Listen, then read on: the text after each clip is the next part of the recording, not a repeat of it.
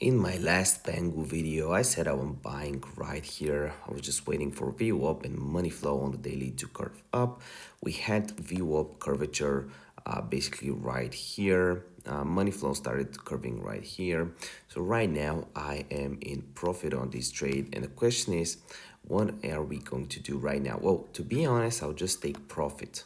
Right here, Bitcoin is pretty overbought in my opinion. Yes, it can move up, um, but VWAP started curving down. So I'm taking profit on Pengu and I will leave it for a while because I'm waiting for a bigger dip to actually buy into. 10% is actually really good with 3x leverage. That was a very good trade.